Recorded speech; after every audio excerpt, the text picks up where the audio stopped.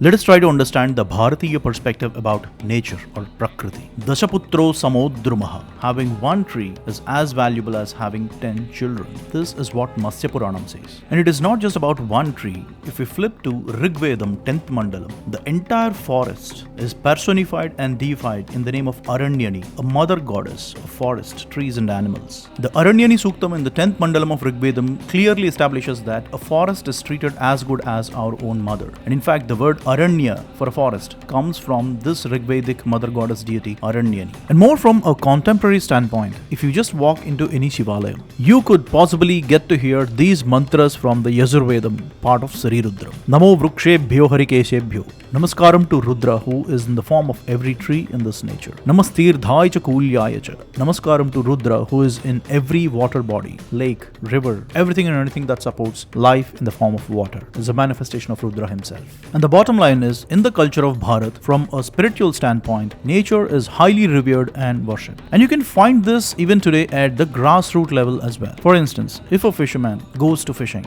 he prays to that lake or river or a sea, whatever it is, as Gangamma, or as the mother goddess that's feeding him food with the fish that's about to catch. I could go on, but you get the point. Now that's the spiritual side of Bharat when it comes to nature. Now let us flip to the scientific side. It is not just about worshipping nature, but it is also about protecting and nurturing it. That has been the outlook of Bharat from a scientific standpoint, and the ancient scriptures like Vriksha Ayurvedam or the treatise on agriculture gives us a lot of information about how was this Indic thought towards nature from a scientific standpoint was like. I made a detailed documentary on Vriksha Ayurvedam, but for now, just to hit the core of it, it has quite interesting and extensive details about concepts like Bhumi Nirupana, which is soil test for different types of soil, Bijotpatti Vidhi, seed fertilization, Rupana Vidhana, which talks about the senses and stimulations in the plants, Nischana Vidhi, irrigation and water management, Poshana Vidhi, types of fertilization, Taruchikitsa, curing plants and trees from